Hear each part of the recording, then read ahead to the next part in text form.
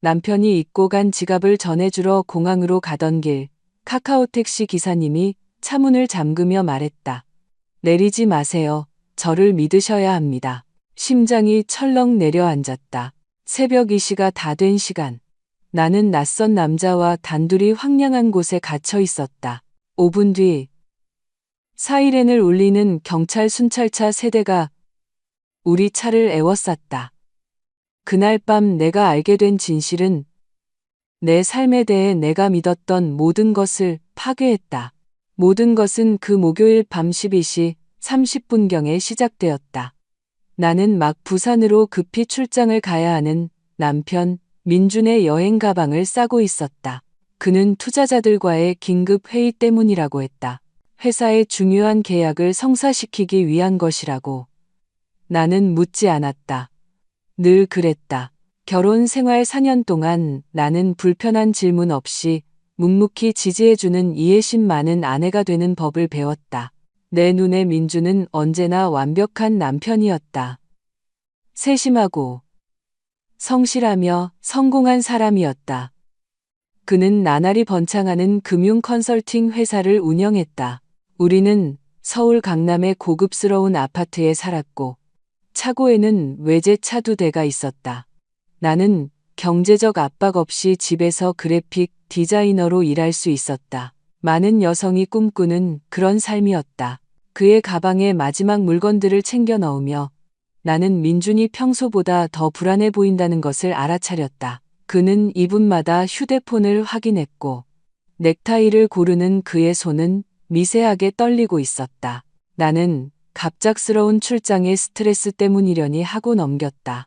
그는 내 이마에 서둘러 입을 맞추고 급하게 사랑해라고 속삭인 뒤 노트북 가방과 캐리어를 끌고 문을 나섰다. 문이 닫히는 소리가 텅 빈 아파트에 울려 퍼졌다. 그가 출장을 갈 때마다 나를 덮치던 익숙한 공허함을 느끼며 한숨을 쉬었다. 나는 그가 책상 위에 어지럽게 흩어놓은 서류들을 정리하고 불을 끄기 위해 그의 서재로 갔다. 바로 그때 서류 가방들 사이에 숨겨진 갈색 가죽 물건이 눈에 들어왔다. 민준의 지갑이었다. 심장이 즉시 빠르게 뛰기 시작했다. 그 지갑에는 모든 것이 들어 있었다. 신분증, 신용카드, 현금. 신분증 없이 어떻게 비행기에 탈 수 있을까? 카드 없이는 어떻게 결제할까? 나는 떨리는 손으로 지갑을 집어들어 확인했다.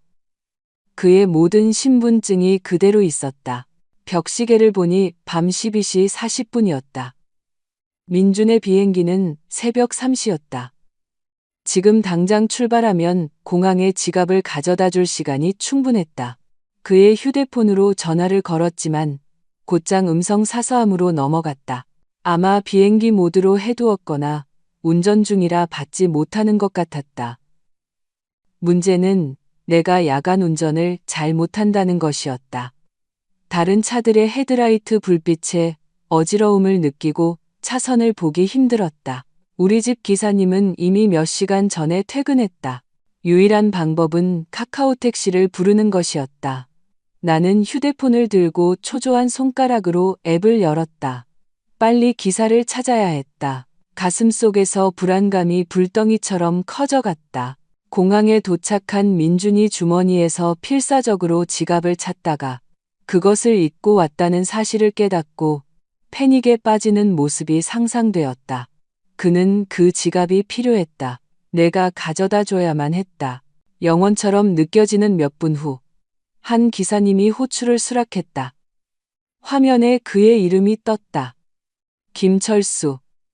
검은색 세단. 차량 번호 끝자리는 4. 그의 평점은 5점 만점이었다. 앱에는 그가 단 7분 거리에 있다고 표시되었다. 나는 급히 잠옷 위에 외투를 걸치고 머리에 스카프를 두른 뒤 가방을 챙겼다. 민준의 지갑을 마치 귀한 보물처럼 소중히 넣었다. 어떤 의미에서는 정말 그랬다. 그 지갑은 문제를 해결하고 모든 것을 책임지는 완벽한 아내가 되려는 나의 임무를 상징했다. 5분 후 인터폰이 울렸다. 카메라를 통해 건물 앞에 주차된 검은색 세단을 보았다. 나는 서둘러 엘리베이터를 타고 내려가 로비를 가로질러 거리로 나갔다. 5월의 서울 밤 공기는 차갑고 습했다. 동네 거리는 한산했고 보도 위에 기묘한 그림자를 만드는 주황색 가로등 불빛만이 비추고 있었다. 차 뒷문을 열고 안으로 들어섰다. 내부는 깨끗했고 라벤더 방향제 냄새가 났다. 기사는 50대쯤 되어 보이는 남자로 관자놀이에 희끗희끗한 머리카락과 지친 기색이 엿보이는 갸름한 얼굴을 하고 있었다. 그는 말없이 고개를 까딱하며 나를 맞았다. 안녕하세요. 나는 자연스럽게 보이려 애쓰며 말했다. 인천국제공항 국내선 터미널로 가주세요. 급합니다. 그는 그저 고개를 끄덕이고 운전을 시작했다. 차 안의 침묵은 무겁고 거의 숨이 막힐 지경이었다. 라디오에서는 음악도 흘러나오지 않았고 대화도 없었다. 오직 엔진 소리와 젖은 아스팔트 위를 구르는 타이어 소리뿐이었다. 민준에게 다시 한번 전화를 걸었지만 또다시 음성 사서함으로 넘어갔다. 나는 카카오톡 메시지를 보냈다. 여보, 지갑 두고 갔어. 내가 공항으로 가져갈게. 탑승 수속하는 곳에서 기다려줘. 메시지 옆에는 숫자 1이 사라지지 않았다. 전송되지 않은 것이다. 나는 좌석에 등을 기대고 긴장을 풀려고 애썼다. 창밖으로 빠르게 지나가는 도시의 풍경을 보았다. 우리는 주택가를 벗어나 공항으로 이어지는 고속도로로 진입했다. 목요일 밤치고는 놀라울 정도로 차가 없었다. 도로 위에는 거의 차가 보이지 않았다. 그때부터 뭔가 이상하다는 것을 느끼기 시작했다. 기사인 김철수 씨는 계속해서 백미러를 쳐다보고 있었다. 단순한 교통 상황 확인이 아니라 무언가 혹은 누군가를 찾는 듯한 길고 강렬한 시선이었다. 거울을 통해 몇 번 눈이 마주쳤고 그럴 때마다 등골이 오싹했다. 그의 표정에는 나를 불편하게 만드는 무언가가 있었다. 위협적인 것은 아니었지만 그의 얼굴에는 내가 이해할 수 없는 긴장감과 걱정이 서려 있었다. 나는 민준의 지갑을 가슴에 꼭 껴안았다. 갑자기 내가 새벽에 낯선 남자와 단둘이 차를 타고 먼 공항으로 가고 있다는 사실이 선명하게 다가왔다. 소셜미디어에서 읽었던 택시 기사 관련 범죄 이야기들이 원치 않는 유령처럼 머릿속을 침범하기 시작했다. 무슨 일 있나요? 나는 무거운 침묵을 깨보려 물었다. 김철수 씨는 즉시 대답하지 않았다. 그는 갑자기 차선을 변경했고 내 몸이 좌석에서 휘청거렸다. 심장이 더 빨리 뛰기 시작했다. 죄송합니다. 마침내 그가 낮고 잠긴 목소리로 말했다. 그냥 교통 상황을 확인하느라. 하지만 교통체증은 없었다. 고속도로는 거의 텅 비어 있었다.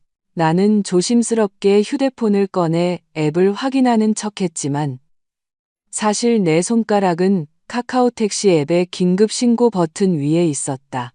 무슨 일이 생기면 도움을 요청할 준비가 되어 있어야 했다. 공항에 가까워질수록 차 안의 긴장감은 고조되었다. 김철수 씨는 강박적으로 거울을 계속 쳐다봤고 에어컨이 켜져 있음에도 그의 이마에는 땀방울이 맺혀 있는 것이 보였다. 그의 손은 운전대를 너무 꽉 쥐어 손마디가 하얗게 될 정도였다. 무언가 아주 잘못되고 있었다. 저 멀리 공항의 불빛이 보이기 시작했다. 새벽의 검은 하늘과 대조되는 인공적인 빛이었다. 평소라면 그 광경이 안도감을 주었겠지만 그날 밤은 내 두려움을 더욱 증폭시킬 뿐이었다. 김철수 씨는 화나고 사람들로 붐비는 주 탑승동으로 직진하는 대신 더 어둡고 외진 옆구역으로 차를 돌리기 시작했다. 잠시만요. 내 목소리가 평소보다 날카롭게 나왔다. 국내선 탑승은 저쪽 방향이에요. 알고 있습니다. 그가 대답했지만 방향을 바꾸지 않았다. 공포가 나를 덮치기 시작했다. 나는 비상벨을 누를 준비를 하며 휴대폰을 꽉 쥐었다. 주변을 둘러보며 탈출 경로를 찾고 달리는 차에서 문을 열고 뛰어내릴 수 있을지 계산했다. 김철수 씨는 주요 출입구에서 떨어진 덜 붐비는 하차 구역으로 차를 몰았다. 불이 켜진 가로등은 몇 개뿐이었고 희미한 조명원 사이사이에 어둠의 공간이 만들어져 있었다. 보안 요원도 다른 차도 보이지 않았다. 오직 우리 둘과 위협적인 어둠뿐이었다. 차가 속도를 줄이기 시작했다.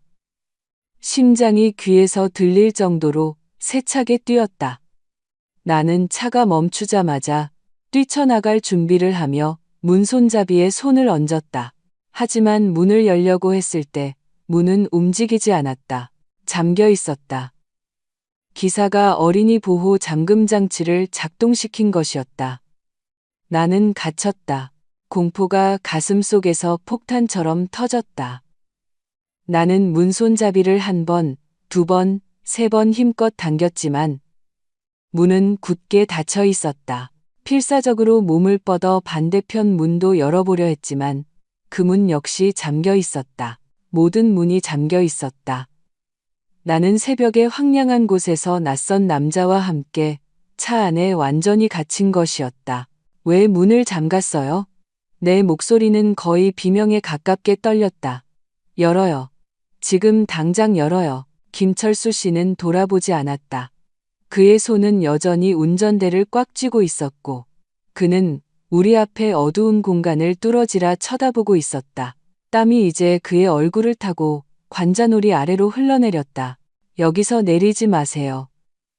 그의 목소리는 낮았지만 다급했다. 제발 저를 믿으세요. 당신을 믿으라고요? 지금 나를 차에 가뒀잖아요. 내보내줘요?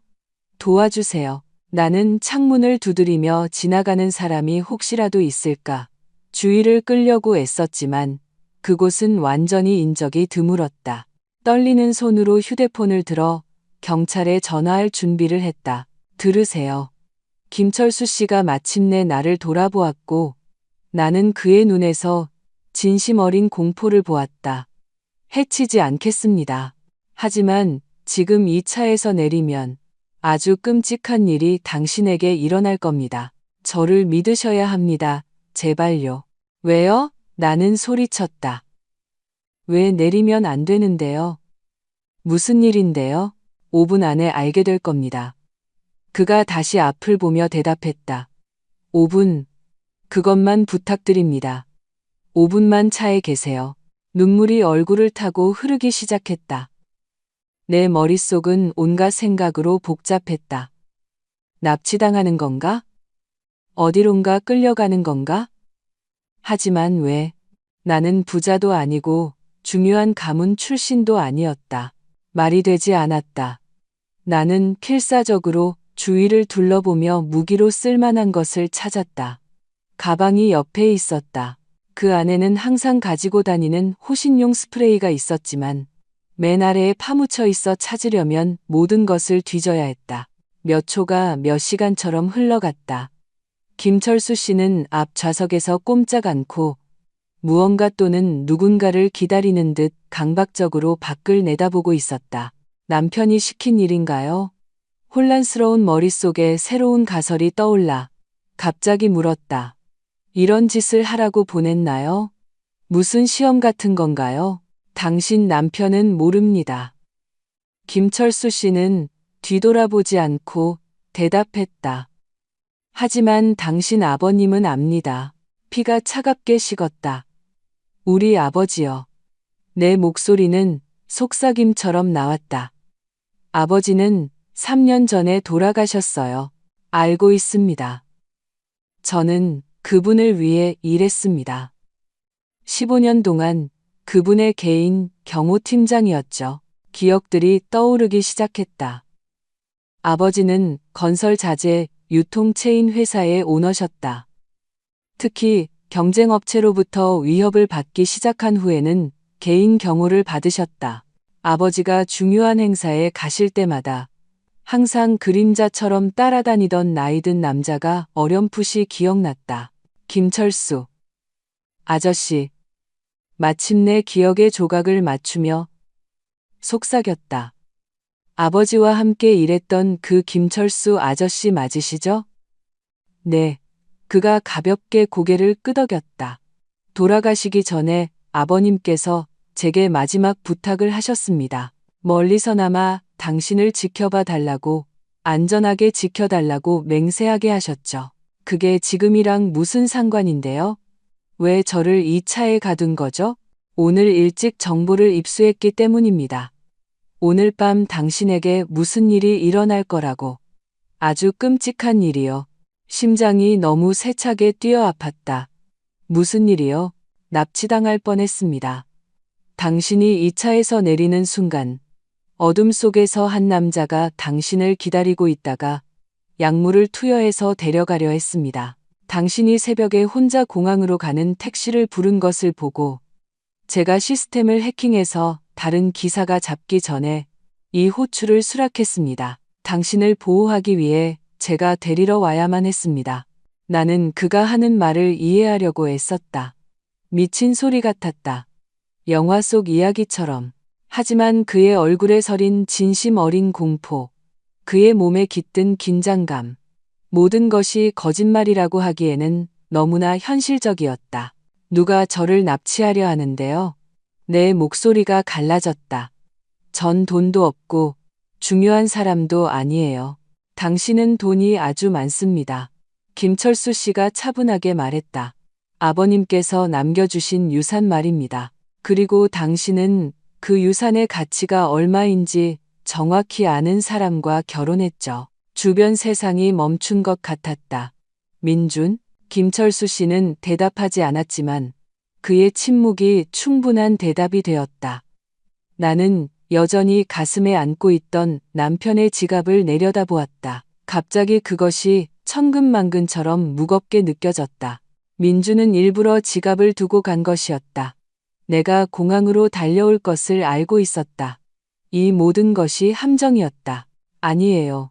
나는 속삭였다. 아니야. 민주는 날 사랑해요. 그는 절대 이런 짓을 할 사람이 아니에요. 당신이 틀렸어요. 보세요. 김철수 씨가 계기판에 시계를 가리켰다.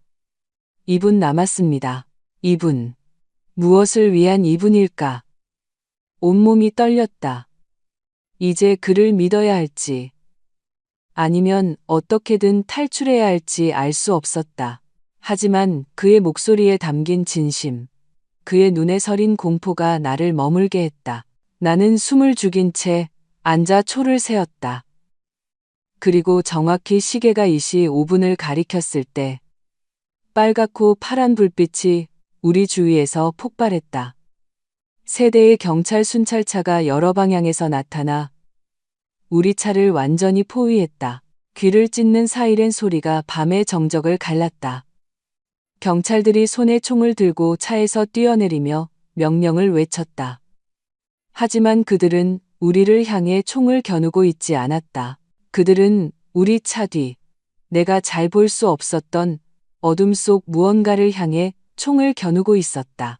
고개를 돌리자 경찰들이 콘크리트 기둥 뒤에 숨어있던 한 형체를 덮치는 것을 보았다. 온통 검은 옷을 입고 검은 복면을 쓴 남자였다. 그는 도망치려 했지만 거칠게 바닥에 넘어뜨려졌다. 2명의 경찰이 그를 제압하는 동안 다른 한 명이 그의 재킷 주머니에서 무언가를 꺼냈다. 주사기와 화학약품에 젖은 것처럼 보이는 천이었다. 속이 메스꺼웠다. 저 남자가 나를 기다리고 있었다. 만약 내가 계획대로 차에서 내렸다면 그는 나를 붙잡아 저 천을 내 얼굴에 대고 약물을 투여했을 것이다. 그리고 나면 어디로 끌고 가서 나에게 무슨 짓을 하려고 했을까? 눈물이 다시 흘렀지만 이번에는 달랐다. 김철수 씨에 대한 두려움의 눈물이 아니었다. 거의 일어날 뻔했던 일에 대한 절대적인 공포의 눈물이었다. 한 경찰이 운전석 창문을 두드렸다. 김철수 씨가 창문을 내렸다. 작전 성공했습니다. 경찰이 말했다. 용의자는 구금되었습니다. 이제 안전합니다. 김철수 씨가 마침내 차문 잠금을 풀었다. 잠금 장치가 풀리는 딸깍 소리는 내 인생에서 들어본 가장 달콤한 소리였다. 하지만 나는 움직일 수 없었다. 충격으로 몸이 마비되었다. 김철수 씨가 나를 돌아보았다. 그의 얼굴은 이제 한결 편안해 보였지만 여전히 걱정스러운 기색이었다. 놀라게 해드려 정말 죄송합니다. 그가 부드럽게 말했다. 하지만 무슨 일이 벌어지고 있는지 말씀드렸다면 당신이 패닉에 빠져 차에서 나가려고 했을 수도 있습니다. 어떻게든 경찰이 도착할 때까지 당신을 차 안에 안전하게 붙들어 둬야 했습니다. 어떻게 아셨어요? 나는 간신히 물었다. 이런 일이 일어날 거라는 걸 어떻게 아셨죠? 인맥이 있습니다. 아버님과 일하던 시절에 제게 빚을 진 사람들이죠. 그중 한 명이 대화를 엿듣고 메시지를 보았습니다. 오늘 밤 공항에서 납치가 계획되고 있으며 당신이 그 희생자가 될 것이라고 제게 알려줬습니다. 하지만 누가 이 일을 꾸민 거죠? 충격에 빠지기 시작했다. 김철수 씨는 망설였다. 그의 표정이 더욱 심각해졌다. 보여드릴 것이 있습니다. 그가 천천히 말했다. 하지만 마음의 준비를 하셔야 합니다. 지금부터 보실 것은 방금 일어난 일보다 훨씬 더 당신을 아프게 할 겁니다. 그는 조수석에 있던 태블릿 PC를 드러내게 건넸다. 화면에는 일련의 사진들이 있었다. 멀리서 찍은 감시 사진이었지만 그 안에 있는 사람이 누구인지 완벽하게 알아볼 수 있을 만큼 선명했다. 남편 민준이었다. 하지만 그는 혼자가 아니었다. 사진 속에서 민준은 한 여자를 껴안고 있었다. 내가 아주 잘 아는 여자였다. 대학교 때부터 가장 친한 친구였던 지수. 우리 결혼식의 들러리였던 바로 그 지수. 매주 우리 집에 저녁을 먹으러 오던 바로 그 지수. 사진 속에서 그들은 키스하고 껴안고 함께 호텔에 들어갔다. 마지막 사진은 공항에 있는 두 사람의 모습이었다. 민준이 있어야 할 국내선 터미널이 아니라 국제선 터미널에서, 그리고 그들은 부산으로 가는 비행기가 아니라 파리로 가는 비행기에 탑승하고 있었다. 커다란 여행 가방 2개와 함께. 돌아올 계획이 없는 사람들의 가방이었다. 그 순간 내가 느꼈던 감정을 정확히 묘사할 수 없다. 분노도 슬픔도 아니었다. 마치 내 안에 무언가가 산산조각 나는 것 같았다. 내 인생의 지난 4년이 너무나 거대한 거짓말이어서 내 뇌가 그 진실을 처리할 수 없는 것 같았다. 손이 너무 떨려 태블릿을 떨어뜨릴 뻔했다. 나는 끌 수 없는 공포 영화를 보듯 사진을 한 장 한 장 넘겼다. 수십 장의 사진이 있었다. 낭만적인 데이트 사진, 열정적인 키스 사진, 내가 모르는 아파트에 드나드는 사진들. 마지막 사진의 오른쪽 하단에는 날짜와 시간이 찍혀 있었다. 3시간도 채 안 되어 국제선 공항 체크인 카운터에서 찍힌 사진이었다. 아니야. 내 목소리가 갈라지며 속삭였다. 아니야. 하지만 사진은 거짓말을 하지 않았다. 현실이 선명하고 잔인한 화소로 포착되어 있었다. 더 있습니다. 김철수 씨의 목소리는 비통함으로 가득했다. 그는 태블릿을 다시 가져가 다른 폴더를 열었다. 제가 의심하기 시작했을 때 2주 전에 고용한 사설 탐정을 통해 얻은 서류들입니다. 화면에 은행 거래 내역서가 나타났다. 민준과 내가 공유했지만 그를 전적으로 신뢰했기에 거의 확인하지 않았던 공동 계좌의 거래 내역이었다. 그는 집안의 재정, 투자, 모든 것을 관리했다. 엄청난 금액의 이체 내역이 있었다. 수억 원의 돈이 공동 계좌에서 내가 모르는 해외 계좌로 체계적으로 옮겨지고 있었다. 이체는 1년 넘게 계속되고 있었다. 당신 돈을 훔치고 있었던 겁니다. 김철수 씨가 설명했다. 체계적으로 결혼할 때 모든 것을 공동 계좌에 넣었기 때문에 아버님께서 남겨주신 유산에 접근할 수 있었던 거죠. 당신은 현대적이고 신뢰하는 아내가 되고 있다고 생각했겠지만 그는 바로 그것을 기다리고 있었습니다. 눈물이 하염없이 흘렀다. 나는 이제 흐느끼며 내 몸을 감싸 안고 차 뒷좌석에서 앞뒤로 몸을 흔들었다. 하지만 돈만으로는 충분하지 않았습니다. 김철수 씨는 가차없이 말을 이었다. 한 번에 모든 것을 아는 것이 나을 겁니다. 반창고를 한 번에 떼어내듯이 더 있습니다. 그는 다른 문서를 열었다. 그것은 생명보험 증권이었다. 나를 피보험자로, 민준을 유일한 수혜자로 하는 수십억 원짜리 거액의 보험이었다. 그 보험은 6개월 전에 가입되었다. 나는 그 존재조차 몰랐다. 제 서명 없이 어떻게 그럴 수 있죠? 내 목소리가 이상하고 멀게, 마치 내 것이 아닌 것처럼 나왔다. 당신이 서명했습니다. 김철수 씨가 부드럽게 말했다. 몇 달 전 민준이 회계사 서류에 서명해달라고 했던 거 기억나세요? 연말정산 서류라고 했죠. 기억났다. 토요일 아침이었다. 민준은 내가 서명할 서류 뭉치를 가져왔다.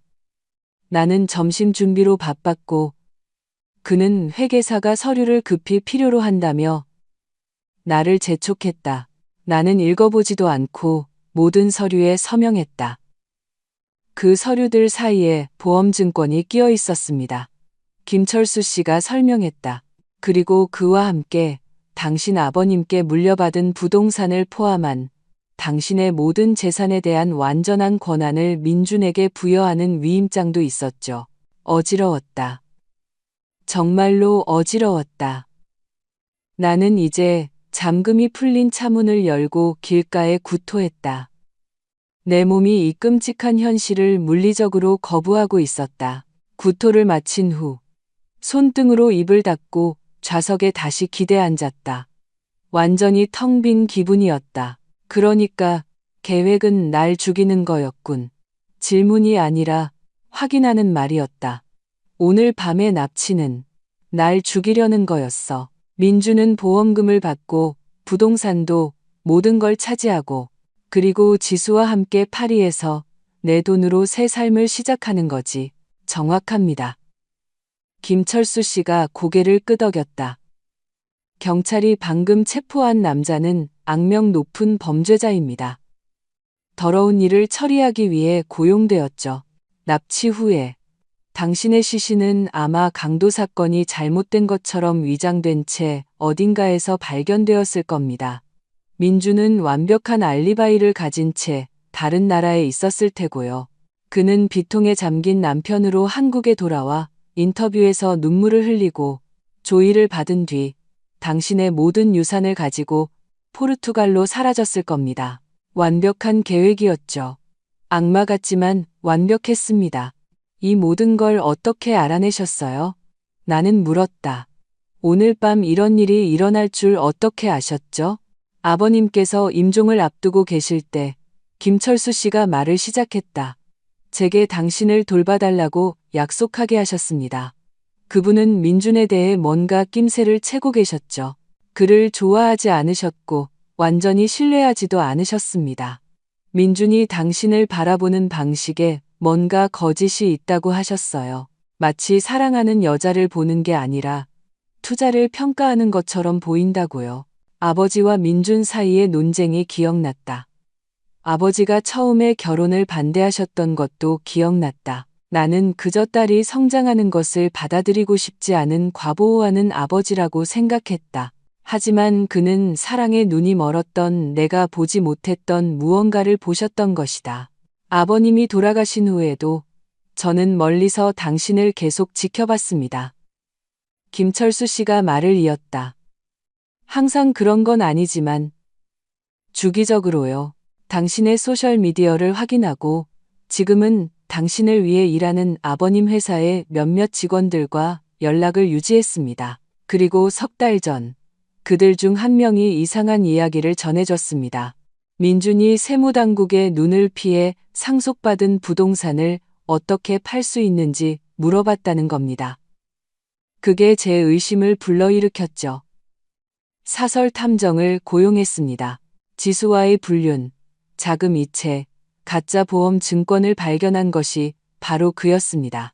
모든 것이 맞아떨어지기 시작했고 일주일 전에는 제 암흑가 정보원이 누군가 젊고 부유한 여성의 목에 현상금을 걸었다고 알려졌습니다.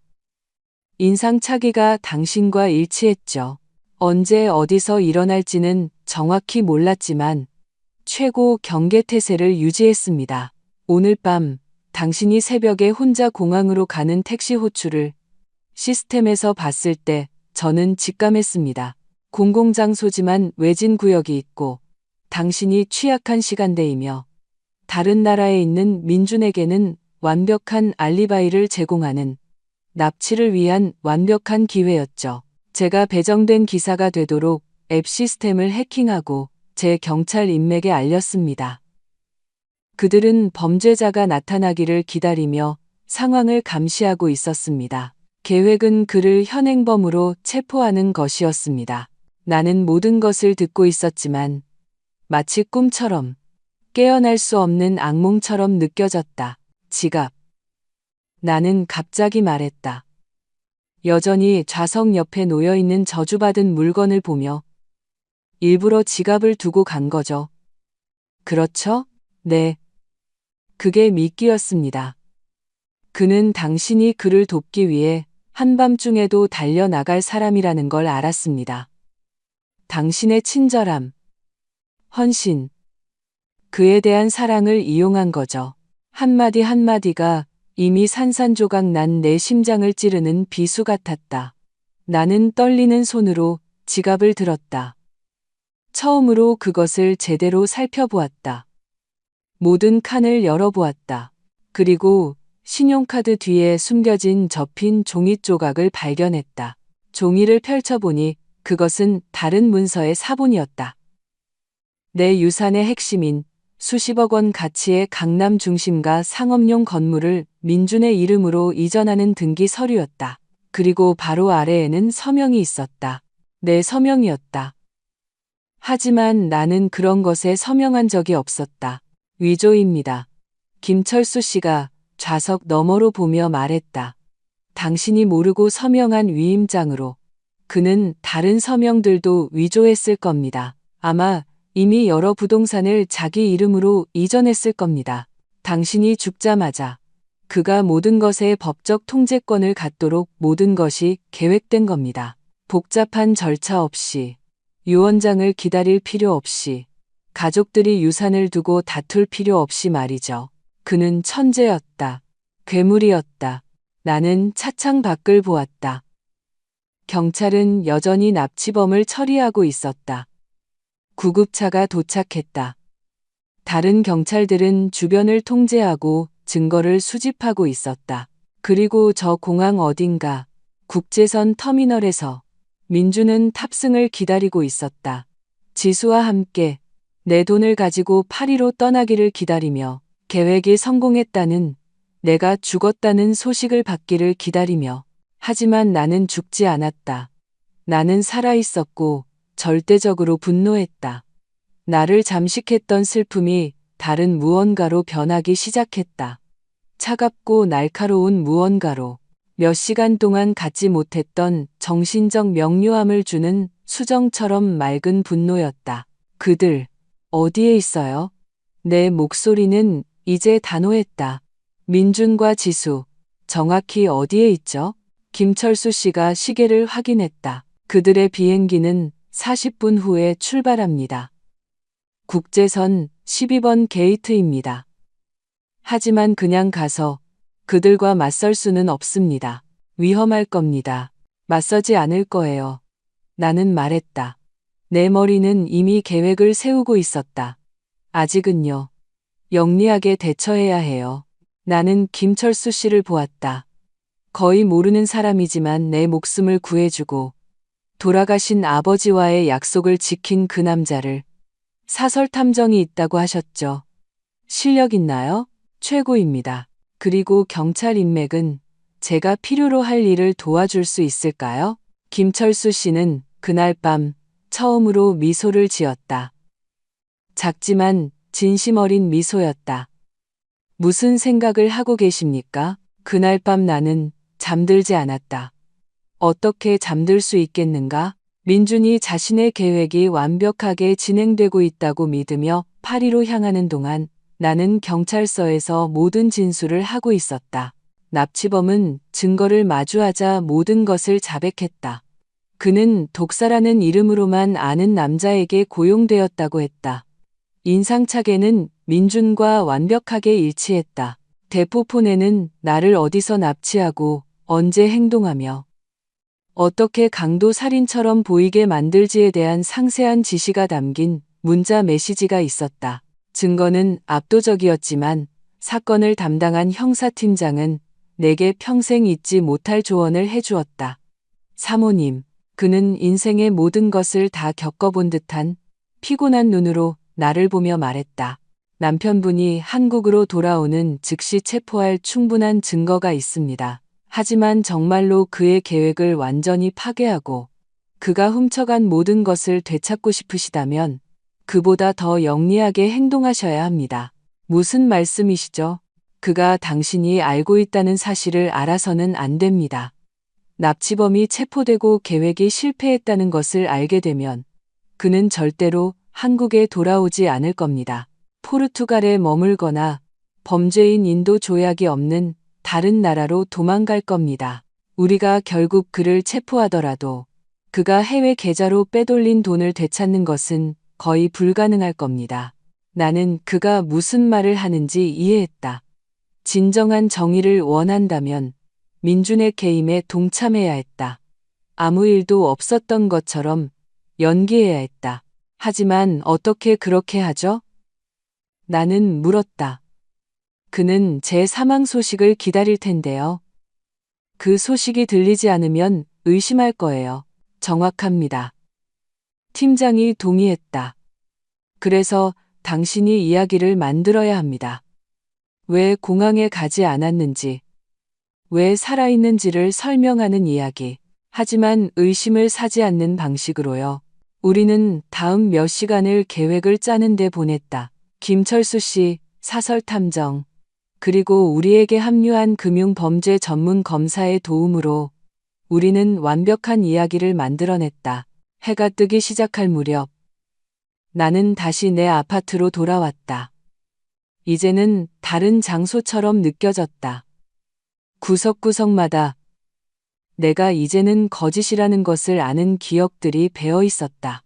우리가 함께 TV를 보던 소파, 사랑을 나누던 침대, 매주 일요일마다 내가 그의 아침 식사를 준비하던 부엌. 모든 것이 거짓, 모든 것이 위장이었다. 하지만 내가 안다는 것을 드러낼 수 없었다.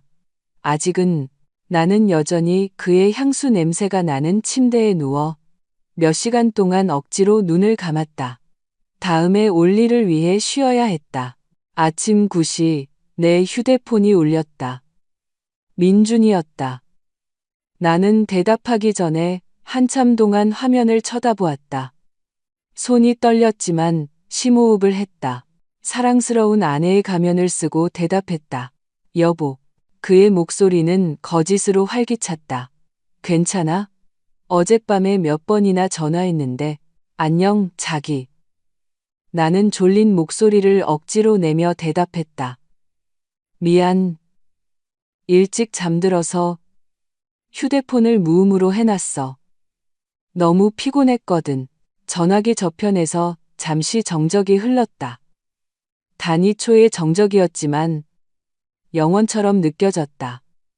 그는 혼란스러워하고 있었다. 나는 죽었어야 했다.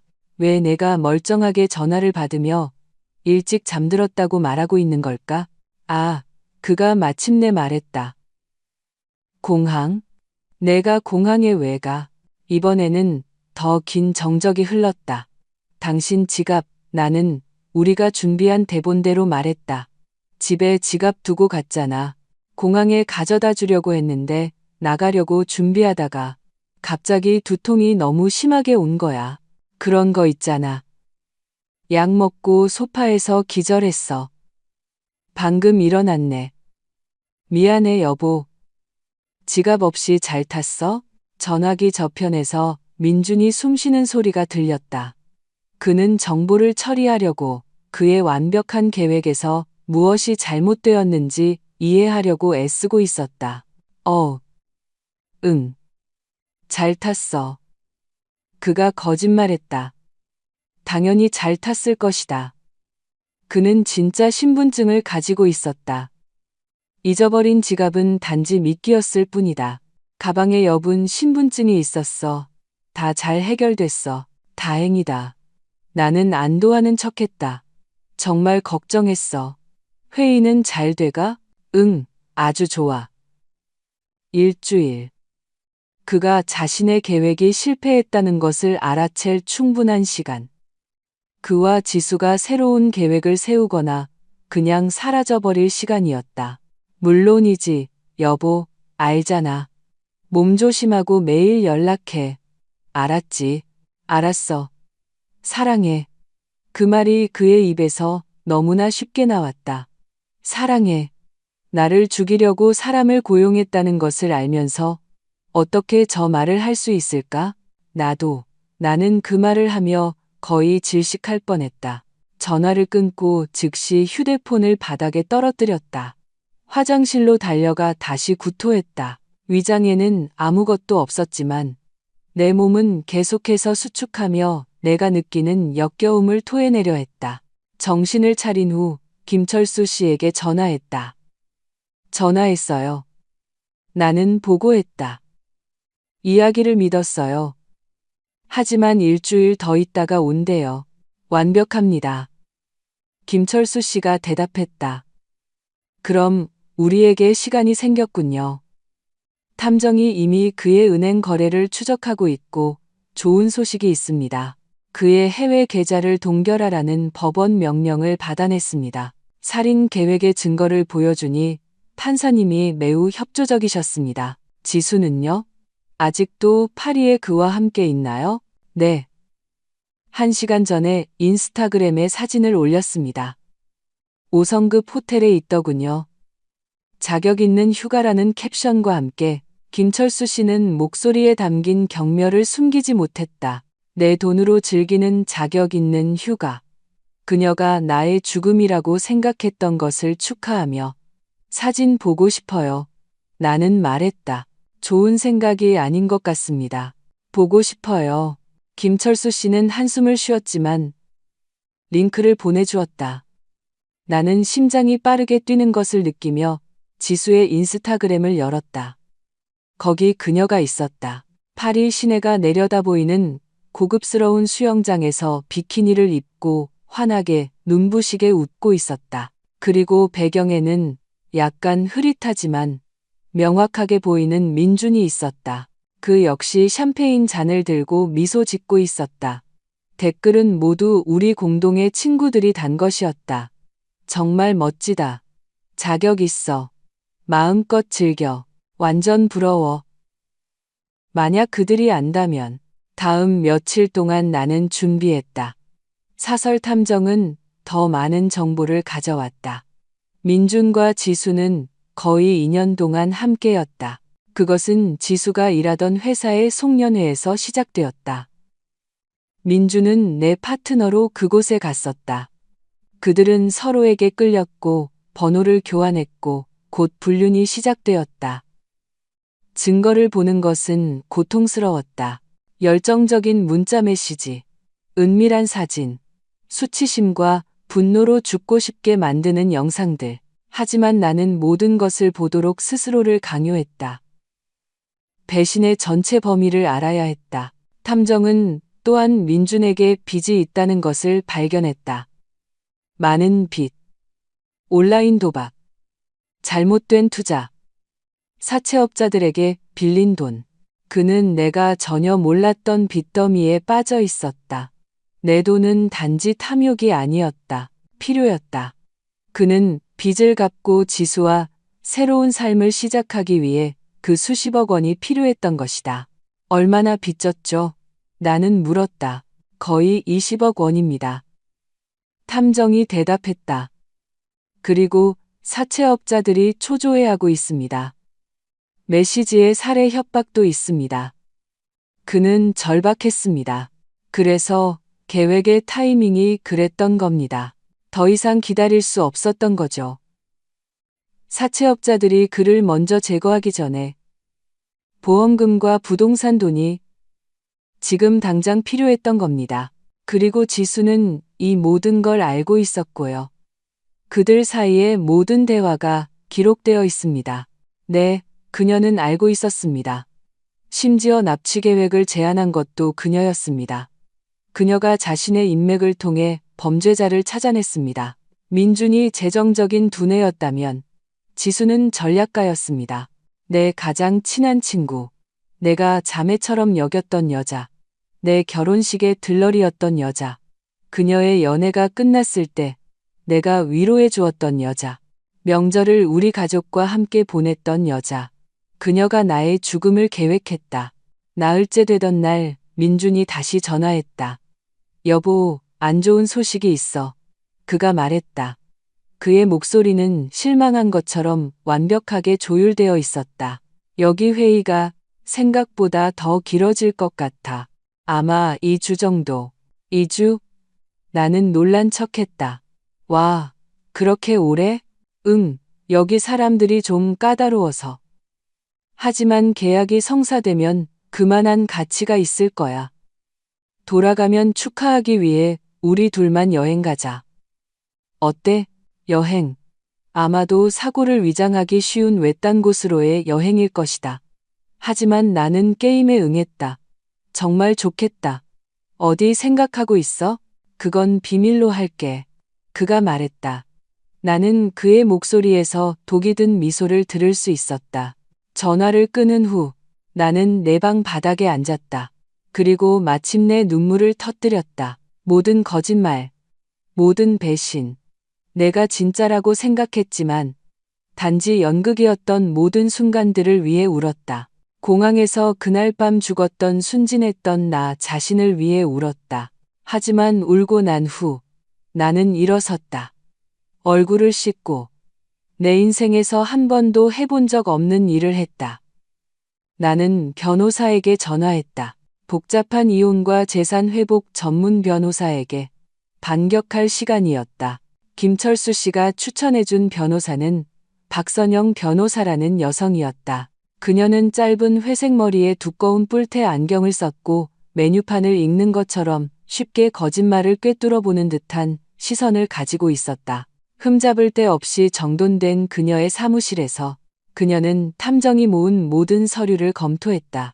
제가 본 금융 관련 살인 미수 사건 중 가장 명백한 사건 중 하나군요.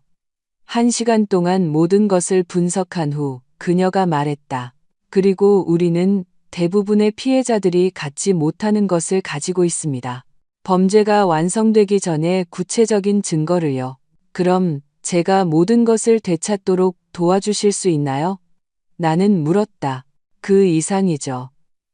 당신 남편이 수십 년을 감옥에서 보내고 그의 친구도 마찬가지가 되도록 도와드릴 수 있습니다. 친구라는 단어는 지수에게 적용될 때 여전히 아팠다. 어떻게 그렇게 눈이 멀었을까? 박 변호사는 법적 전략을 설명했다. 첫째, 민준을 살인 미수, 살인 공모, 문서 위조 및 횡령 혐의로 기소한다. 동시에 그가 불법적으로 이체한 모든 돈을 회수하고 모든 위임장과 위조 문서를 무효화하기 위한 민사소송을 진행한다. 타이밍이 중요합니다. 그녀가 설명했다. 행동할 적절한 순간을 기다려야 합니다. 너무 일찍 행동하면 그가 범죄인인도 조약이 없는 나라로 도망갈 수 있습니다. 너무 오래 기다리면 더 많은 자산을 빼돌릴 수 있습니다. 언제가 이상적인 시점일까요?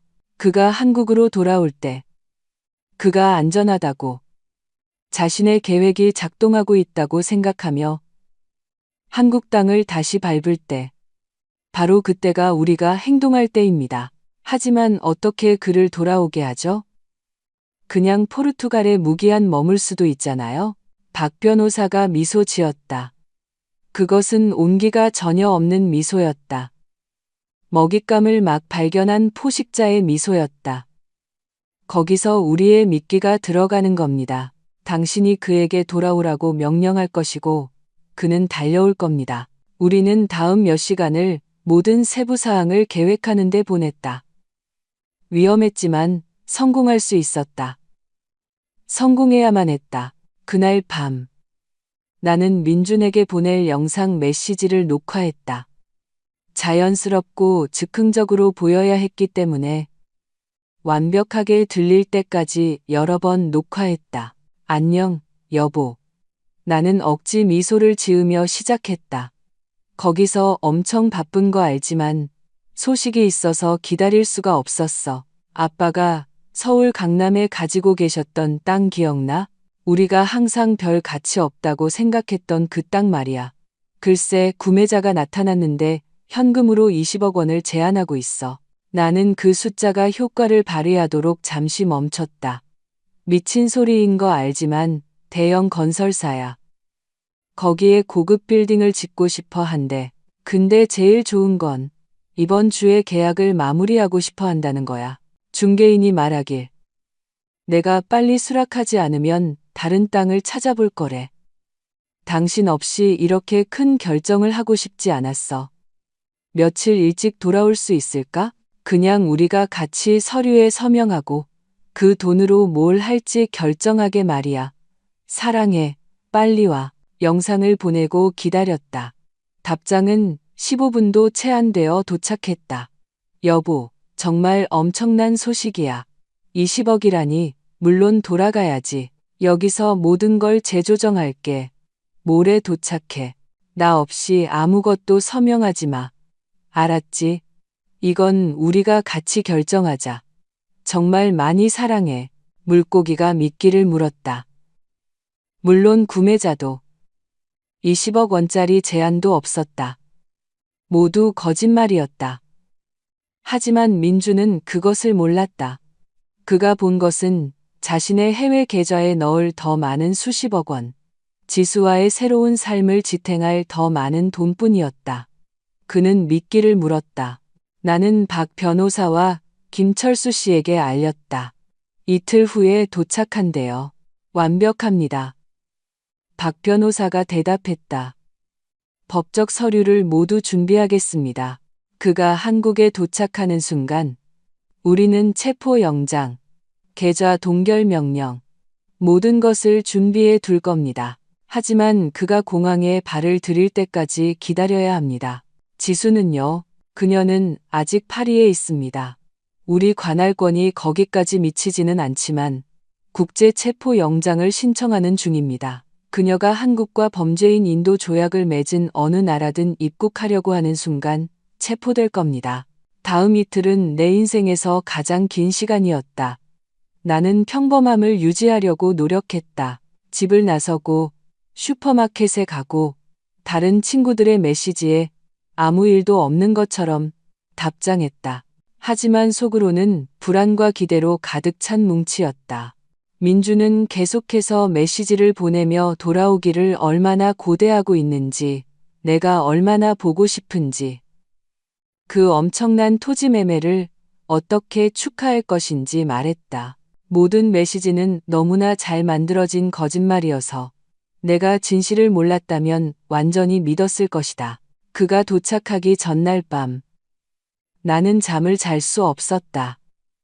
천장을 바라보며 머릿속으로 계획을 수백 번 되짚었다. 만약 무언가 잘못되면 어떡하지? 그가 의심하면, 경찰이 그를 체포하기 전에 도망치면? 하지만 아니, 계획을 믿어야 했다. 정의가 실현될 것이라고 믿어야 했다. 민준이 도착하는 날 아침, 박 변호사가 내게 전화했다. 모든 준비가 끝났습니다. 경찰청에서 공항에 나가 있을 겁니다.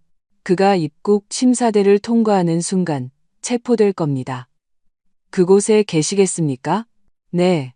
나는 망설임 없이 대답했다. 그의 얼굴을 보고 싶어요. 나는 공항 입구에서 김철수 씨를 만났다. 그는 심각하지만 지지하는 표정이었다. 함께 우리는 경찰이 준비한 관찰실로 갔다. 그곳에서는 편광 유리를 통해 국제선 입국장을 볼 수 있었다. 파리발 비행기가 마침내 착륙한 것은 오후 3시였다. 심장이 터질 것 같았다. 첫 승객들이 가방을 끌고 나오기 시작하는 것을 보았다. 몇몇은 행복한 가족들의 환영을 받고 있었다. 그리고 그때 그를 보았다. 민준이 입국장을 통해 나왔다. 내가 그의 마지막 생일에 사준 회색 정장을 입고 가방을 끌고 있었다. 그는 미소 지으며 휴대폰을 확인하고 있었다. 아마 도착했다는 메시지를 내게 보내고 있었을 것이다. 그는 서두르지 않고 세상에 아무 걱정도 없는 사람처럼 입국 심사줄로 향했다. 그는 여권을 심사관에게 제출했고 심사관은 그것을 시스템에서 스캔했다. 그때 모든 것이 바뀌었다. 나는 심사관이 무전기로 무언가 말하는 것을 보았다. 즉시 2명의 경찰관이 민준의 뒤에서 다가왔다. 그는 아직 아무것도 눈치채지 못했다. 그는 여전히 미소 지으며 여권을 돌려받기를 기다리고 있었다. 경찰들이 그의 어깨에 손을 얹었을 때 그는 혼란스러워하며 돌아섰다. 한 경찰관이 내가 있는 곳에서는 들리지 않는 무언가를 말했다. 민준의 표정은 몇 초 만에 혼란에서 완전한 충격으로 바뀌었다. 그는 손짓하며 무언가 설명하려고 말하기 시작했지만 경찰들은 설명에 관심이 없었다. 한 명이 민준의 팔을 잡는 동안 다른 한 명이 수갑을 꺼냈다. 그때 민준은 패닉에 빠졌다. 그는 탈출구를 찾는 것처럼 필사적으로 주위를 둘러보며 벗어나려고 했다. 하지만 그는 포위되었다. 더 많은 경찰들이 다가왔다. 그의 손목에 수갑이 채워졌다. 그리고 바로 그 순간 그가 편광유리 방향을 쳐다보았다. 그는 나를 볼 수 없었지만 유리를 통해 우리의 눈이 마주쳤다. 그것이 우연이었는지 아니면 어떤 원시적인 본능이 내가 어디에 있는지 그에게 알려주었는지는 모르겠다. 하지만 나는 그가 이해한 바로 그 순간을, 내가 모든 것을 알고 있다는 것을, 계획이 실패했다는 것을, 그가 잡혔다는 것을 깨달은 그 정확한 순간을 볼 수 있었다고 맹세한다. 그의 얼굴 표정은 순수한 공포였다. 그는 무언가 소리쳤다. 수갑이 채워진 채로 도망치려 했지만 경찰들에게 바닥에 넘어뜨려졌다. 다른 여행객들이 충격받은 채 그 장면을 지켜보며 촬영하기 위해 휴대폰을 꺼내 들었다. 민주는 공항 바닥을 질질 끌려가며 내 이름을 외치고 있었다. 마침내 나는 무너져 내렸다. 나는 그 관찰실에서 무릎을 꿇고 통제할 수 없이 흐느꼈다. 그것은 슬픔이 아니었다. 안도였고 분노였고 만족감이었다. 모든 것이 내가 통제할 수 없는 감정의 폭풍 속에서 뒤섞여 있었다. 김철수 씨가 나를 안아주었다. 내가 아버지인 것처럼 그의 어깨에 기대 울게 내버려 두었다. 그리고 그 순간 그는 정말 내 아버지였다. 그는 내 목숨을 구해준 보호자였고 이제 내가 그것을 되찾도록 돕고 있었다. 끝났습니다. 그가 속삭였다. 이제 안전합니다. 끝났어요. 하지만 끝나지 않았다. 아직 완전히는. 민주는 공항 경찰서의 유치장으로 직행했다. 박 변호사는 그가 변호사를 선임할 권리가 있으며 변호사가 도착할 때까지 침묵을 지킬 것이라고 알려주었다.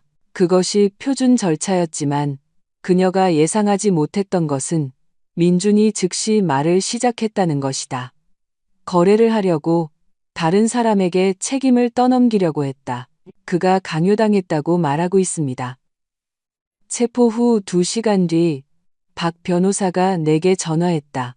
지수가 모든 것을 계획했고 그녀가 그를 협박했으며 자신이 피해자라고 말하고 있습니다. 경찰이 그 말을 믿나요? 물론 아닙니다. 우리는 그들 사이의 메시지를 가지고 있습니다.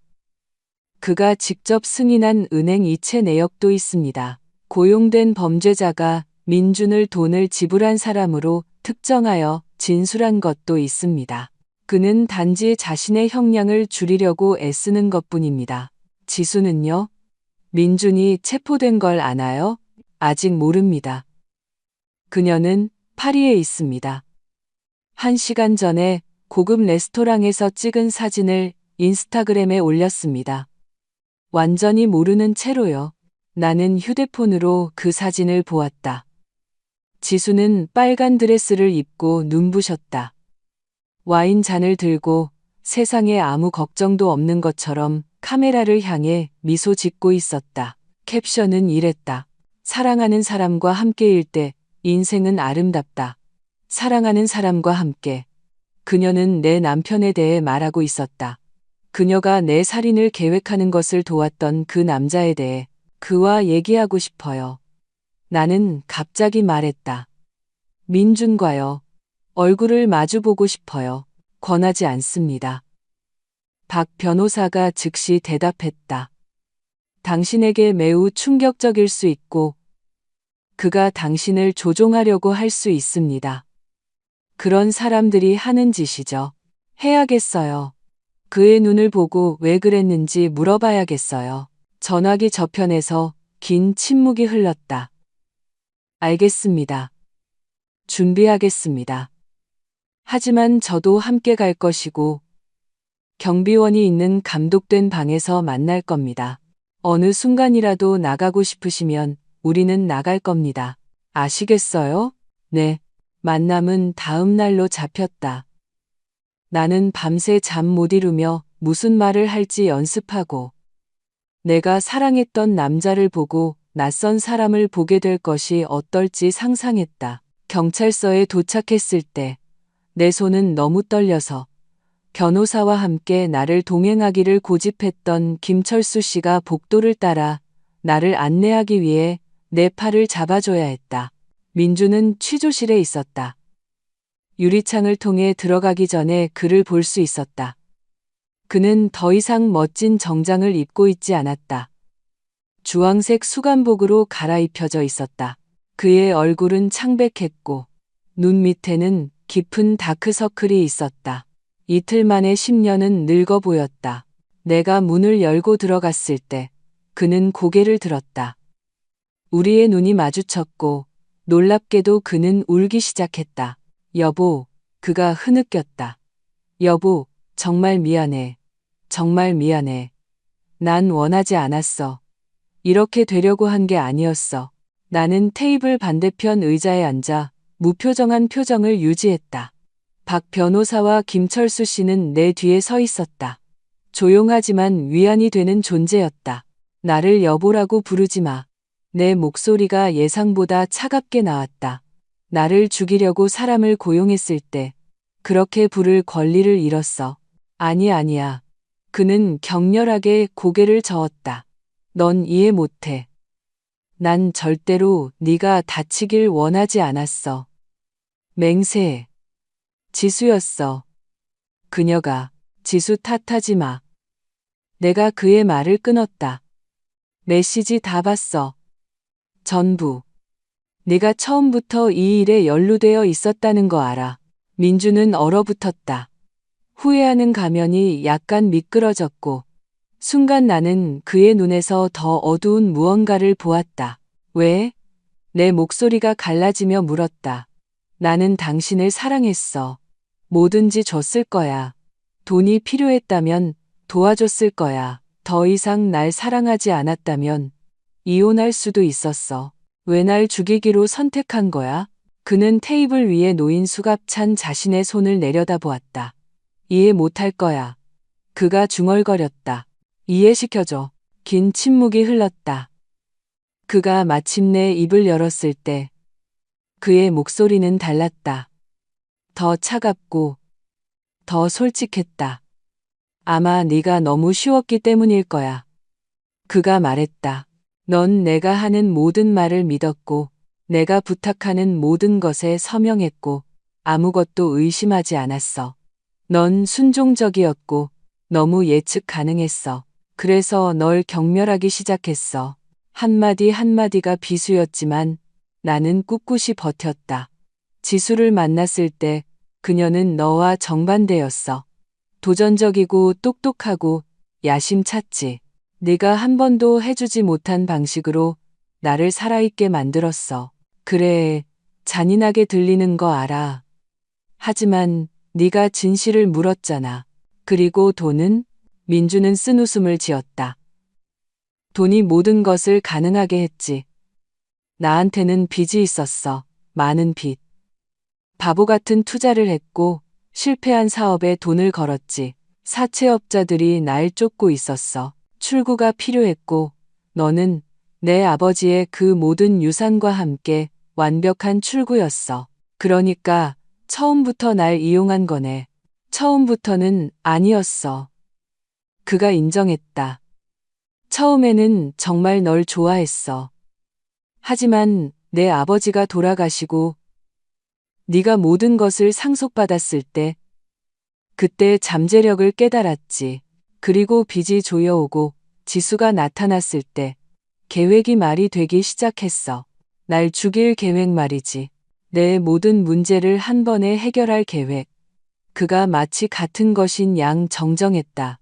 너는 사랑받는다고 생각하며 죽었을 거고 지수와 나는 우리가 누릴 자격이 있는 삶을 살기 위해 돈을 가졌을 거야.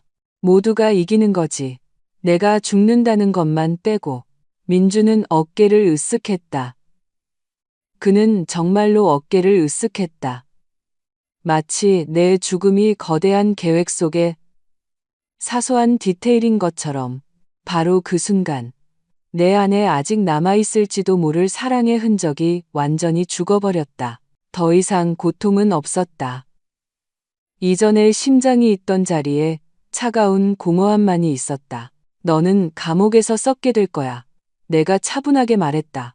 그리고 내가 훔쳐간 모든 돈은 반환될 거야. 내가 불법적으로 이전하려 했던 모든 부동산은 다시 내 이름으로 돌아올 거고, 그리고 지수도 결국에는 너와 함께 감옥에 가게 될 거야. 지수는 포르투갈에 있어. 민준이 거만한 미소를 지으며 말했다. 절대 잡히지 않을 거야. 두고 보지. 나는 일어섰다. 너희 둘 다 이 자유로운 날들을 잘 즐겼기를 바라. 앞으로 20년, 30년 동안 가질 마지막 자유가 될 테니까. 나는 돌아서서 나가려 했지만 민준이 나를 불렀다. 나는 멈췄지만 돌아보지는 않았다. 언젠가 날 용서해 줄 거야? 그가 물었다. 그리고 내가 방에 들어온 이후 처음으로 그의 목소리는 진심으로 상처받기 쉬운 것처럼 들렸다. 나는 천천히 돌아 그를 마지막으로 쳐다보았다. 용서는 네가 한 짓이 어떤 가치, 화해할 만한 의미가 있었다는 뜻이야. 하지만 네가 한 짓은 아무 가치도 없었어. 비열하고 비겁하고 한심했지. 그러니까 아니, 민준. 난 널 용서하지 않을 거야. 그냥 내가 내 인생에 존재하지 않았던 것처럼 잊어버릴 거야. 나는 뒤돌아보지 않고 방을 나섰다. 복도에서 마침내 눈물을 흘렸다. 하지만 그것은 슬픔의 눈물이 아니었다. 종결의 눈물, 해방의 눈물이었다. 괜찮아요? 김철수 씨가 내 어깨에 보호하듯 손을 얹으며 물었다. 네. 나는 대답했고 그것이 사실임을 깨달았다. 괜찮아요. 며칠 만에 처음으로. 정말 괜찮아요. 박 변호사가 휴대폰을 확인하고 미소 지었다. 좋은 소식이 있습니다. 인터폴에서 우리 요청을 수락했습니다. 지수에 대한 국제 체포 영장이 발부되었습니다. 그녀가 한국으로 돌아오거나 범죄인 인도 조약이 체결된 유럽 국가로 여행하려고 하는 즉시 구금될 겁니다. 그녀의 자유는 얼마나 남았죠? 얼마 남지 않았습니다. 그녀는 이미 3일 뒤에 한국으로 돌아오는 비행기 표를 샀습니다. 아마 상황이 진정되었다고 믿을 때 돌아와서 민준의 계획에 대해 아무것도 몰랐던 척할 계획이었을 겁니다. 그녀가 체포되면 그와 같은 혐의를 받게 되나요? 정확합니다. 살인 공모, 계획 범죄 참여, 공범. 증거에 따르면 고용된 범죄자를 찾은 것이 그녀였기 때문에 그녀는 민준보다 더 긴 형량을 받을 수도 있습니다. 사흘 후 나는 기다리던 전화를 받았다. 지수는 마드리드 공항에서 한국행 비행기에 탑승 수속을 하려다가 체포되었다. 스페인 당국이 국제 영장을 집행했고 범죄인 인도 절차가 완료될 때까지 그녀를 구치소로 이송했다. 하지만 즉시 그녀에게 책임을 떠넘기려 했던 민준과는 달리 지수는 완전한 침묵을 지켰다. 변호사를 선임하지도 진술을 하지도 않았다. 그저 유치장에 앉아 벽을 쳐다볼 뿐이었다. 스페인 경찰관들은 그녀가 마치 자신이 잡혔다는 것을 믿을 수 없는 것처럼 충격에 빠진 것 같다고 말했다. 다음 몇 주 동안 내 삶은 뒤집혔다. 하지만 이번에는 긍정적인 방식으로 박 변호사의 도움으로 나는 모든 위조된 위임장과 불법적인 이전을 무효화할 수 있었다. 민준의 해외 계좌는 추적되어 동결되었다. 자금을 회수하는 과정은 길겠지만 적어도 진행 중이었다. 민준과 함께 살았던 아파트는 매물로 내놓았다. 더 이상 메스꺼움을 느끼지 않고는 그곳에 발을 들일 수 없었다. 구석구석이 그의 거짓말로 오염된 기억들을 품고 있었다. 나는 다른 동네에 더 작고 아늑한 아파트를 샀다. 과거의 유령이 없는 오직 나만의 공간이었다. 김철수 씨는 내 삶에서 계속해서 중요한 존재로 남았다.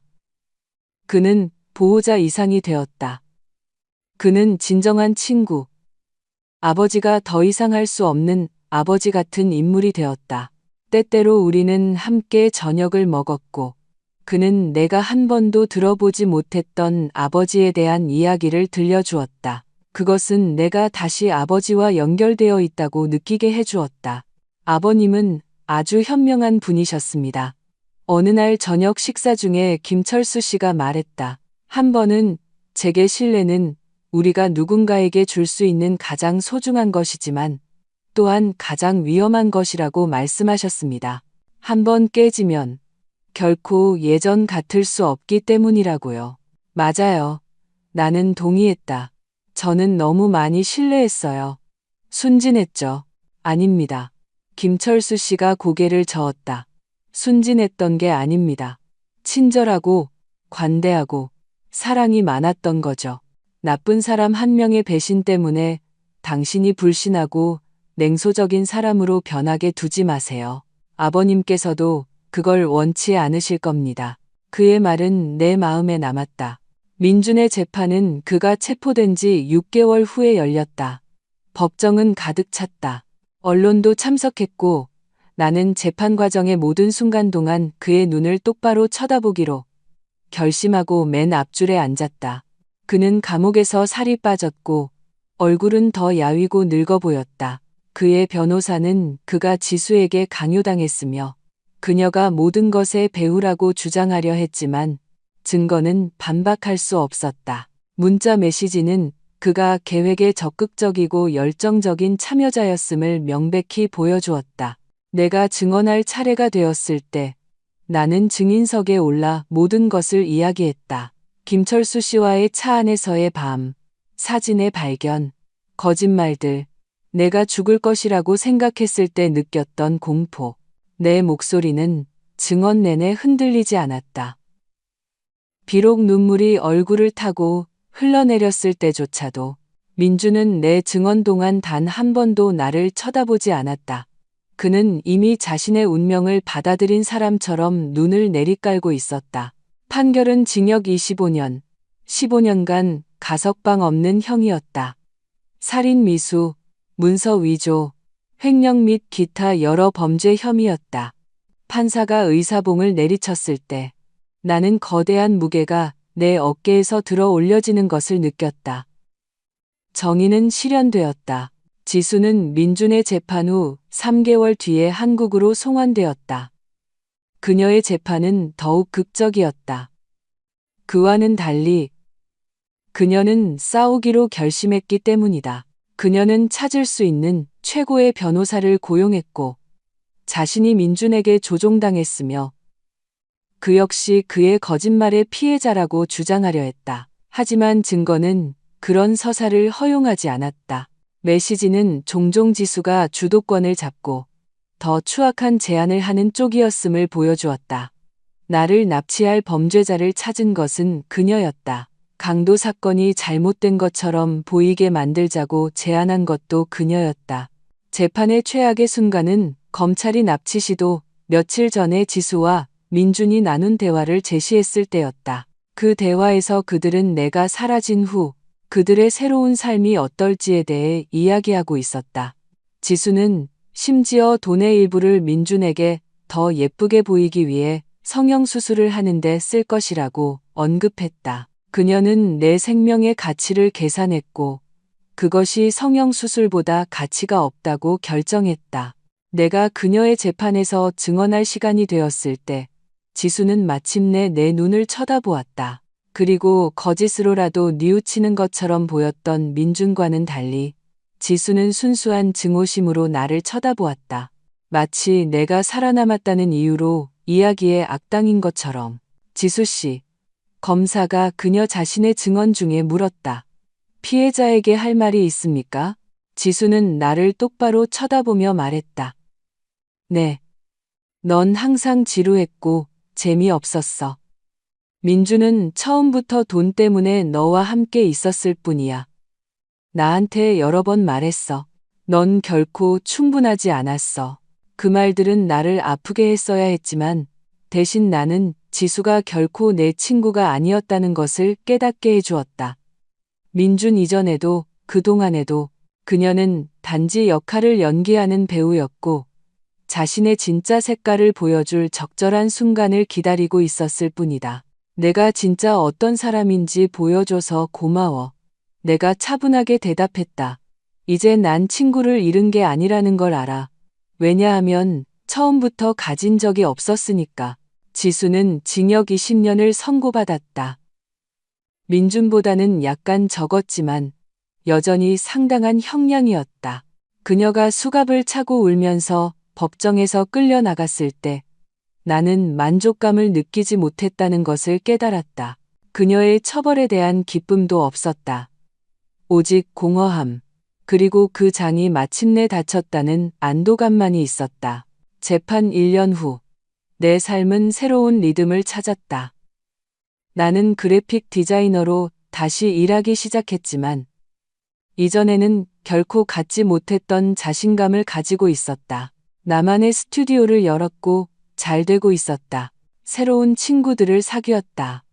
내 삶에 들어와 진정한 우정이 무엇을 의미하는지 보여준 진실한 사람들. 나는 모든 트라우마를 처리하기 위해 상담을 받기 시작했고 천천히 다시 신뢰하는 법을 배웠다. 하지만 이번에는 더 현명한 방식으로. 김철수 씨는 계속해서 내 삶의 중요한 부분으로 남았다. 그는 일주일에 한 번 나를 저녁 식사에 데려갔고 사업 결정에 대해 조언해 주었으며 내가 이야기할 필요가 있을 때 항상 곁에 있어 주었다. 그는 내 목숨을 구해준 것에 대해 아무것도 받지 않았다. 그는 아버지에게 한 약속을 지켰을 뿐이며 그 약속을 지키는 것이 충분한 대가라고 말했다. 어느 목요일 오후, 그 끔찍했던 공항의 밤으로부터 정확히 2년 후, 나는 편지를 받았다. 민준이 감옥에서 보낸 것이었다. 나는 그것을 열어야 할지, 아니면 그냥 버려야 할지 결정하며 한참 동안 봉투를 쳐다보았다. 호기심이 이겼다. 편지는 길었다. 그의 항상 흠잡을 데 없는 글씨체로 된 여러 장의 편지였다. 감옥이 그를 어떻게 변화시켰는지, 그가 잘못한 모든 것에 대해 생각할 시간이 있었다고 이야기했다. 그는 마침내 자신의 행동의 심각성을 이해했으며 상담을 받고 더 나은 사람이 되기 위해 노력하고 있다고 말했다. 마지막 페이지에 그는 이렇게 썼다. 내 용서를 받을 자격이 없다는 걸 알아. 그리고 그걸 구하는 것도 아니야. 그냥 내가 진심으로 미안하다는 걸 네가 알아줬으면 했어. 너는 진정한 사랑, 충성, 존중을 받을 자격이 있었고 나는 내게 그 모든 것을 주지 못했어. 네가 항상 받을 자격이 있었던 행복을 찾았기를 바라. 나는 편지를 다시 봉투에 접어넣었다. 거짓말은 하지 않겠다. 내 일부는 그 말에 감동했다. 하지만 이 경험을 통해 성장하고 성숙해진 다른 일부는 예쁜 말이 끔찍한 행동을 바꾸지 않는다는 것을 알고 있었다. 나는 그 편지를 재판 서류들을 보관하는 상자에 넣었다. 언젠가, 아마 몇 년 후에 나는 뒤돌아보고 그를 용서할 수 있을지도 모른다. 그를 위해서가 아니라 나를 위해서, 마침내 어떤 원한의 흔적이라도 놓아주기 위해서. 하지만 오늘은 그날이 아니었다. 그날 밤, 나는 새 아파트 발코니에 앉아 도시의 불빛을 바라보았다. 2년 동안 내 삶이 얼마나 극적으로 변했는지 생각했다. 순진하고 신뢰 많던 아내에서 거의 살해당할 뻔한 여자로, 정의를 위해 싸워 이긴 사람으로 어떻게 변했는지. 그것은 내가 선택했을 여정은 아니었지만 나를 여기까지, 이전보다 더 강하고 더 현명하고 더 완전한 나 자신으로 이끌어준 여정이었다. 나는 휴대폰을 들어 김철수 씨에게 전화했다. 안녕하세요. 그가 받았을 때 내가 말했다. 그냥 모든 것에 대해 감사하다고 말하고 싶었어요. 제 목숨을 구해주셔서, 아버지께 한 약속을 지켜주셔서, 제가 필요로 하는지 몰랐던 영웅이 되어주셔서요. 영광이었습니다. 김철수 씨가 따뜻하고 진심 어린 목소리로 대답했다. 아버님께서는 당신이 어떤 여성이 되었는지 매우 자랑스러워 하실 겁니다. 제가 그렇다는 건 확실합니다. 전화를 끊은 후 나는 잠시 더 밤을 바라보았다. 그리고 몇 년 만에 처음으로 나는 완전히 평화로움을 느꼈다. 그 후 몇 달 동안 상상도 못했던 변화가 찾아왔다. 내 디자인 스튜디오는 성장하고 있었다. 내 작업뿐만 아니라 내 극복 이야기에 감탄한 대기업들로부터 계약을 따냈다. 몇몇 비즈니스 잡지는 내 여정에 대한 기사를 실었고 나를 여성의 회복력의 예로 묘사했다. 처음에는 내 이야기를 공개하는 것을 망설였다. 너무나 개인적이고 너무나 고통스러웠다. 하지만 박 변호사는 그것을 공유하는 것이 비슷한 상황에 있는 다른 여성들, 아마도 자신들을 구해줄 김철수 씨 같은 행운을 갖지 못한 여성들을 도울 수 있다고 설득했고, 그녀는 옳았다. 첫 인터뷰 이후 나는 전국 각지의 여성들로부터 메시지를 받기 시작했다. 어떤 이들은 자신들의 배신과 금융적 학대 이야기를 털어놓았다. 다른 이들은 관계에서 경고 신호를 식별하는 방법에 대한 조언을 구했다. 어떤 이들은 단지 말할 용기를 내준 것에 대해 감사했다.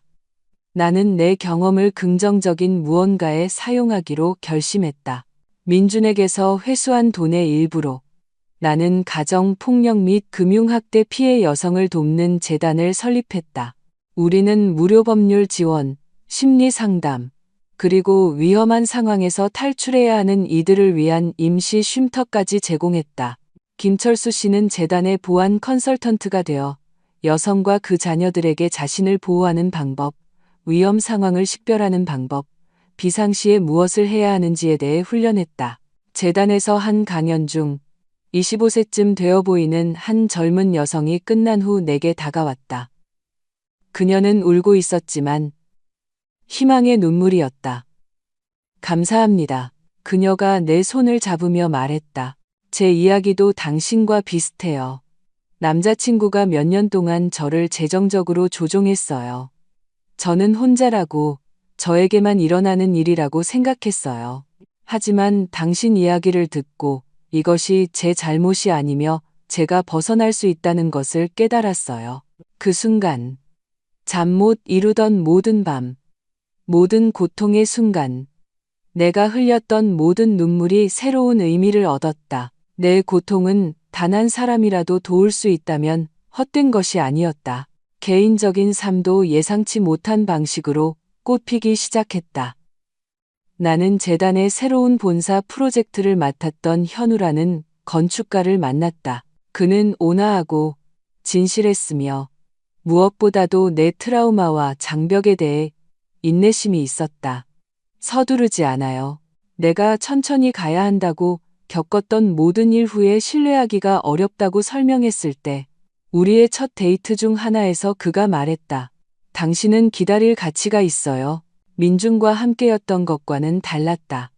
압도적이고 맹목적인 열정은 없었지만 더 나은 것이 있었다. 상호 존중, 정직한 소통, 그리고 우리가 쓴 가면이 아닌 진짜 우리 자신의 기반한 감정의 점진적인 성장. 현우는 내 모든 이야기를 알고 있었다. 나는 무슨 일이 있었는지, 내 두려움과 불안에 대해 완전히 정직했다. 그리고 그는 결코 그것을 나에게 불리하게 사용하지 않았다. 결코 나를 약하거나 망가진 사람으로 느끼게 하지 않았다. 오히려 그는 내 힘을 존경했다. 당신은 대부분의 사람들을 파괴했을 무언가에서 살아남았어요. 어느 날 밤 우리가 아늑한 식당에서 저녁을 먹고 있을 때 그가 말했다. 그리고 단지 살아남은 게 아니라 그 고통을 다른 사람들을 돕는 무언가로 변화시켰죠. 그건 정말 대단한 일이에요. 그 운명적인 공항의 밤으로부터 3년 후, 나는 또 다른 편지를 받았다. 이번에는 지수로부터 온 것이었다. 민준의 편지와 마찬가지로 이 편지도 사과의 간청, 후회, 그녀가 변했다는 약속으로 가득했다. 하지만 적어도 진심으로 들렸던 민준의 편지와는 달리 지수의 편지에는 내가 이제 쉽게 식별할 수 있는 조종의 어조가 있었다. 그녀는 감옥에서 얼마나 고통받고 있는지, 다른 수감자들이 그녀가 한 짓을 알게 되었을 때 그녀를 어떻게 나쁘게 대하는지에 대해 썼다. 그녀는 자신이 겪고 있는 건강 문제를 언급했고 마지막 페이지에서 간청을 했다. 내가 판사에게 형량 감면을 요청하는 편지를 써줄 수 있겠느냐고. 결국 우리는 한때 가장 친한 친구였으니까. 나는 읽으면서 고개를 저었다. 지수는 여전히 지수였다. 항상 계산하고, 항상 조종하려 하고, 항상 눈물과 슬픈 이야기가 그녀가 원하는 것을 얻게 해줄 것이라고 믿었다. 나는 편지에 답장하지 않았다. 그럴 필요가 없었다. 지수는 자신의 선택을 했고, 이제 그 결과와 함께 살아야 했다. 하지만 나는 그 편지를 민준의 편지와 함께 보관했다. 고통의 기억으로서가 아니라 내가 얼마나 성장했는지 더 이상 맹목적으로 신뢰하고 질문하지 않으며 다른 사람의 필요를 자신의 것보다 우선시하던 그 여성이 아니라는 것을 상기시키는 것으로서 모든 일이 일어난 지 4년 후 어느 일요일 오후 나는 내 아파트 부엌에서 점심을 준비하고 있었다. 현우는 거실에서 우리가 산책장을 조립하고 있었다. 부드러운 음악이 오디오에서 흘러나왔고 창밖으로는 구름 한 점 없는 파란 하늘을 볼 수 있었다. 내 휴대폰이 울렸다. 무슨 일이에요? 민준이 감옥에서 자살을 시도했습니다. 지금 병원에 있습니다. 안정적이지만 심각했습니다. 심장이 조여왔다. 사랑이나 낭만적인 걱정 때문이 아니라 기본적인 인간적인 슬픔 때문이었다. 그가 나를 얼마나 상처 입혔든 누군가가 그런 절망의 지경에 이르렀다는 것을 듣는 것은 힘들었다. 어떻게 생각하세요? 김철수 씨가 물었다. 나는 대답하기 전에 잠시 생각했다. 슬퍼요. 나는 인정했다. 하지만 죄책감은 없어요. 그는 자신을 지금의 위치로 이끈 선택들을 했어요. 그리고 그가 결국 어떤 식으로든 평화를 찾기를 바라요. 하지만 그를 구하는 것은 제 책임이 아니에요. 더 이상은요. 많이 성장했군요. 김철수 씨가 말했고 나는 그의 목소리에서 자부심을 들을 수 있었다. 당신은 아버님께서 꿈꾸셨던 바로 그런 여성이 되었습니다. 강하고 자비롭지만 건강한 경계선을 가진. 전화를 끊은 후 나는 잠시 부엌에 서서 그 소식을 처리했다. 현우가 뒤에서 와서 나를 안아주며 내 어깨에 턱을 기댔다. 괜찮아? 그가 부드럽게 물었다. 응, 나는 대답했다. 그리고 그것은 사실이었다. 괜찮아. 그날 밤 현우가 집에 가고 내가 아파트에 혼자 있었을 때 나는 옷장 깊숙한 곳에 보관해둔 상자를 꺼냈다. 민준과 지수와 관련된 모든 것을 넣어둔 곳이었다. 편지, 결혼사진, 다른 삶에 속한 것처럼 보이는 시간의 작은 기념품들. 나는 상자를 발코니로 가져가 각 항목을 살펴보기 시작했다. 몇몇 사진은 여전히 내게 아픔의 찌름을 느끼게 했다. 내가 진심이라고 생각했지만 단지 연극이었던 순간들의 기억들. 하지만 이제 고통은 멀었다. 더 이상 아프지 않은 오래된 흉터처럼. 나는 마지막 사진 한 장을 들었다. 내 결혼식 사진이었다. 민준과 내가 케이크를 자르며 카메라를 향해 미소 짓고 있었다. 지수는 배경에서 박수를 치고 있었다. 지금 자세히 보면 그녀의 눈에서 무언가를 볼 수 있었다. 친구에 대한 행복의 빛이 아니라 아마도 질투나 계산의 빛. 어떻게 보지 못했을까? 어떻게 그렇게 눈이 멀었을까? 하지만 그때 김철수 씨의 말을 기억했다. 그것은 맹목이 아니었다. 친절이었고 사랑이었고 신뢰였다. 결점이 아닌 것들. 민준과 지수 같은 사람들이 문제였지. 나 같은 사람들이 아니었다. 나는 사진을 다시 상자에 넣었고 처음으로 모든 것을 없애는 것을 진지하게 고려했다. 더 이상 이 물건들을 보관할 필요가 없었다. 그 일이 일어났다는 물리적인 증거가 더 이상 필요하지 않았다. 그것은 내 기억에 새겨져 있었고 나를 형성했지만 더 이상 나를 정의하지는 않았다. 나는 다음 주에 그 상자를 재활용 센터에 가져가기로 결심했다. 완전히 놓아줄 시간이었다. 공항에서의 그날 밤으로부터 5년 후, 내 삶은 이전과는 알아볼 수 없을 정도로 달라졌다. 현우와 나는 우리가 진정으로 사랑하는 사람들만 초대하여 작고 친밀한 결혼식을 올렸다. 김철수 씨가 아버지가 하셨을 역할을 맡아 나를 신부 입장시켰다. 재단은 번창하고 있었다. 이미 수백 명의 여성들이 위험한 상황에서 벗어나도록 도왔다. 내 디자인 스튜디오는 성공적이었고 무엇보다도 나는 행복했다. 진정으로 깊이 행복했다. 이전처럼 순진한 행복은 아니었다. 힘든 경험으로 단련되었지만 그럼에도 불구하고 진짜인 정보에 입각한 행복이었다. 아마도 그래서 더 진짜였을 것이다. 민준에 대한 마지막 소식을 들었다. 그는 자살 시도 후 감옥의 정신과 병동으로 이송되었다. 그는 치료를 받고 있었고 보고에 따르면 마침내 자신의 행동에 대한 책임을 받아들이는데 진정한 진전을 보이고 있다고 했다. 그것이 사실이기를 바란다. 나를 위해서가 아니라 그를 위해서. 모든 사람은 더 나은 사람이 될 기회를 가질 자격이 있다. 비록 그것이 감옥 안에서 일어난다 하더라도 지수에 관해서는 박 변호사를 통해 그녀가 모범수가 되었다고 들었다. 그녀는 원격 교육 프로그램을 통해 법학을 공부하고 다른 수감자들의 법률 문제를 돕고 있었다. 그것이 진심인지 아니면 형량을 줄이기 위한 또 다른 조종인지는 모르겠다.